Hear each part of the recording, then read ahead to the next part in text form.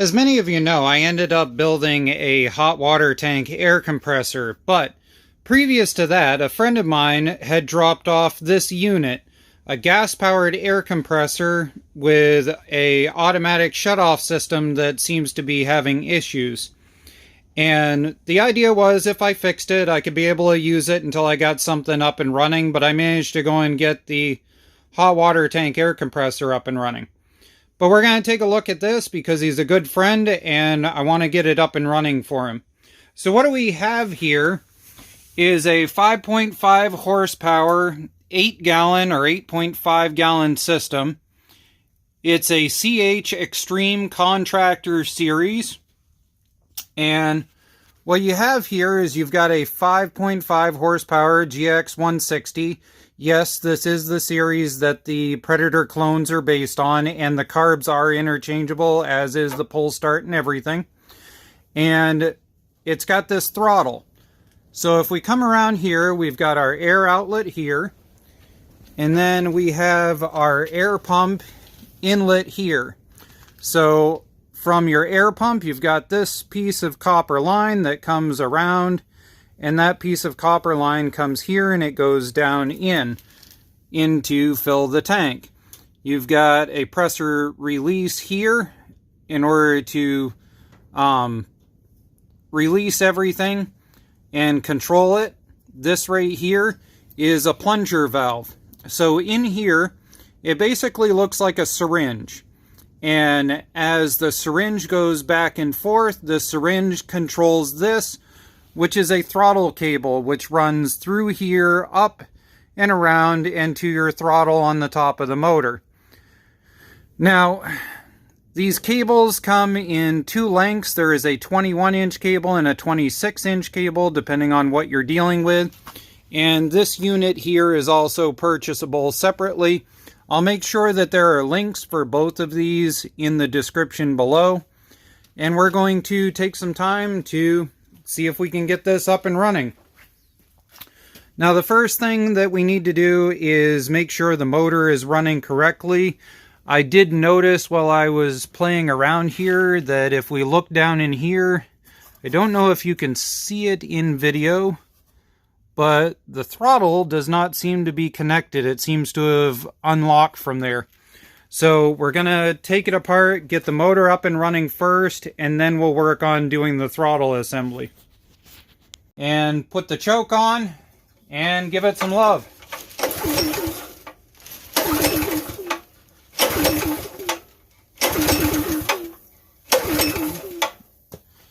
Alright, let's see if it has a kill switch that I'm missing. Nope, the kill switch was in the on position. We'll make sure that I don't have the choke in the wrong position.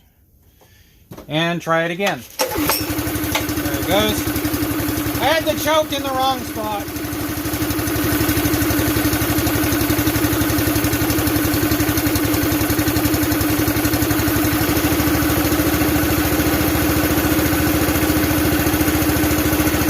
Alright, so right now it should be throttle controlled right here, but like I said, it's disconnected, I can see here, so we're just going to give it some. Well, that's not a good sign. Well, let's see what happens if we try that again.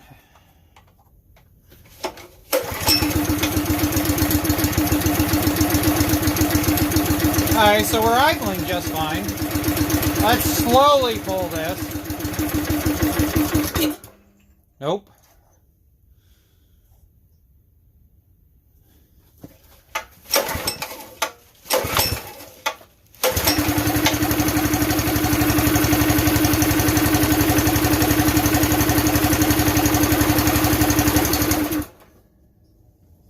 Oh, there's no love there.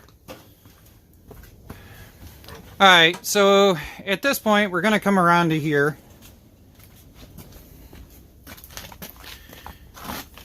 At this point, just to make sure that there's nothing wrong with the compressor and that we're just dealing with a motor issue, we're going to pop this off and then we're going to pull the belt off so that it's just the motor that we're dealing with.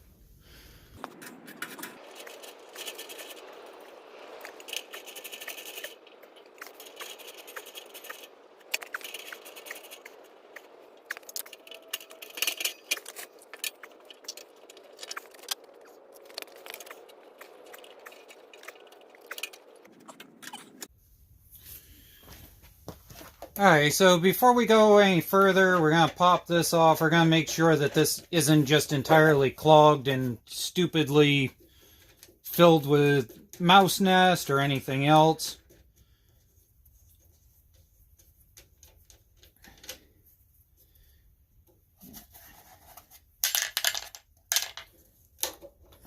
Whoop.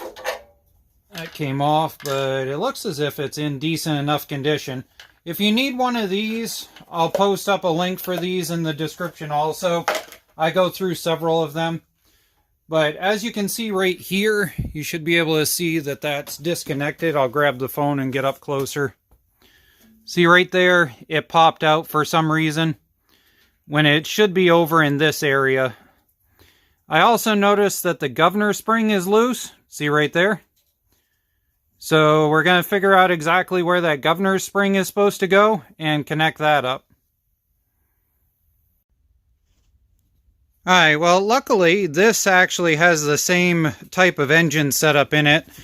This is a Duramax engine that's in this, but it's the same basic concept, and what we can see here is this is our governor control here, and this is our governor control spring that seems to be messed up there. And it's going in underneath and it's connecting over in here underneath. This right here is where our connector is for the throttle going this direction. These also have a throttle plate that's over in under here that goes this direction. And this unit here has the same basic concept. There's a throttle plate connector here that goes this way. There's a throttle plate connector here that goes this way. So what we're going to do is find that governor spring where its mount is in underneath here, and then go from there.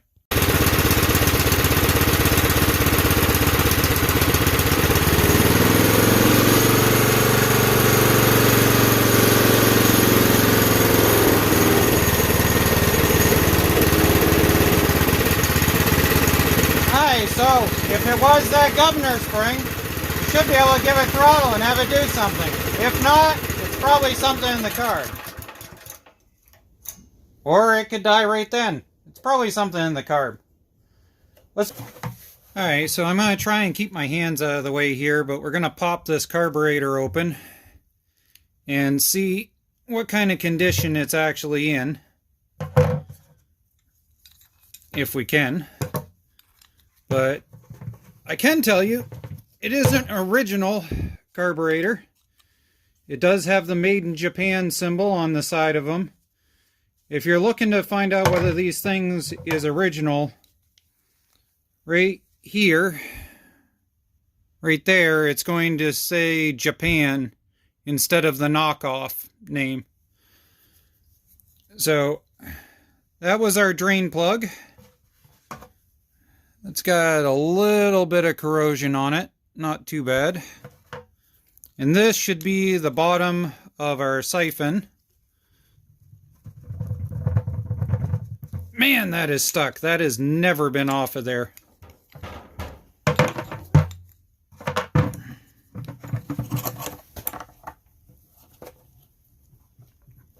This is why normally I do this in a bench vise. Trying to do this for camera is going to bite me. There it goes. Wow, that was insane. Alright. So, I'm gonna bet we find some not nice in here, as hard as that was to get off of there. Now, when you go to put these together, you want to make sure to check these washers. Make sure that they're not all messed up and corroded and stuff. And look, you can see more gunk on the end of that one. So,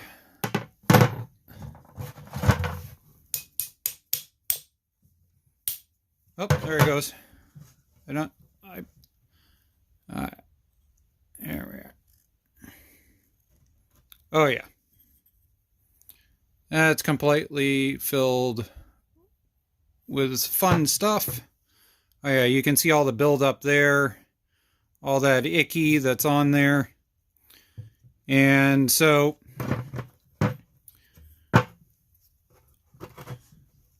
this is where your gas is coming in through. is this needle here. So we're going to pull this pin out. That pin right there we're going to pull out. And that float should drop once we get the pin out. There it goes. And that is your needle valve right there. And this one has actually got a spring load in it. So you want to pay attention to that. And that is your needle seat. And that right there is where your fuel is going into the carburetor, and that's most likely what's clogged. We're going to grab the spray and we're going to spray down through there. We're going to spray down through the needle seat. We're going to clean off as much of this as possible. And I'm going to hunt around to see if I have another neoprene gasket to put in there. Alright, so the gas that was in it wasn't all that bad. A little bit whatever. But let's see what we can do. So we're going to put the fuel to on. Set the choke to on. And give it a tug.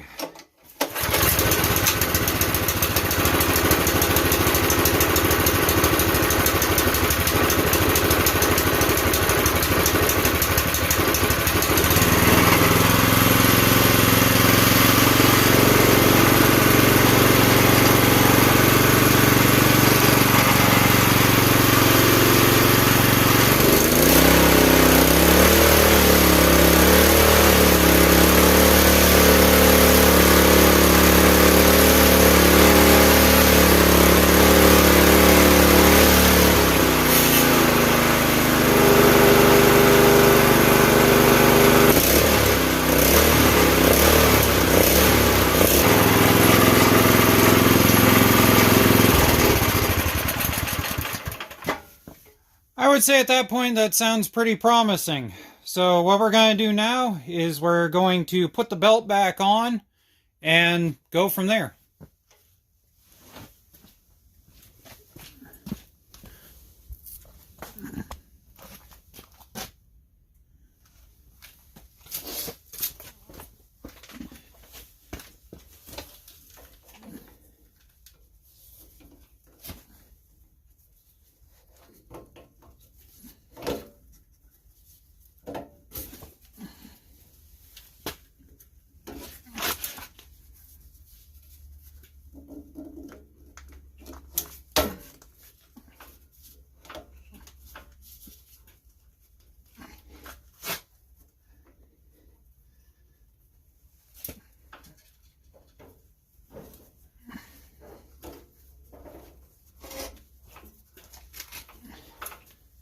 There we go.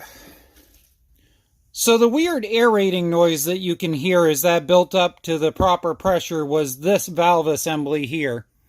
And basically, this valve assembly, once you get enough incoming pressure to create the 100 or so PSI that's supposed to be in these tanks, diverts to an exterior air release and lets out the air so that way it doesn't overbuild the pressure, which is what this valve here controls. This valve controls just exactly what PSI that it builds. Now this is the syringe thing we talked about earlier. So if we come around, we'll see the throttle cable comes up, and that throttle cable goes to this right here. And as you can see, it's currently sticking out right there. So what I'm going to do is down here, I'm going to pull the emergency air release, and we should see that pull back in order to throttle the motor if the motor was running. There we go. So once I dropped it down below a certain PSI, it went back. As you can see right there. So we're going to take that. Now that we know where its return position is, we're going to set this to its full throttle mark. And we're going to put it through one of these, tighten it down, and we should have our engine control back. Alright, so we've got this set to the start position. We've got this set to the on position. We've got gas set to the on position. We've got a little bit of choke to start it. If we're looking down, we should be able to see this at idle. We should be able to see this bar at idle. Let's start it. Now we set our chuck.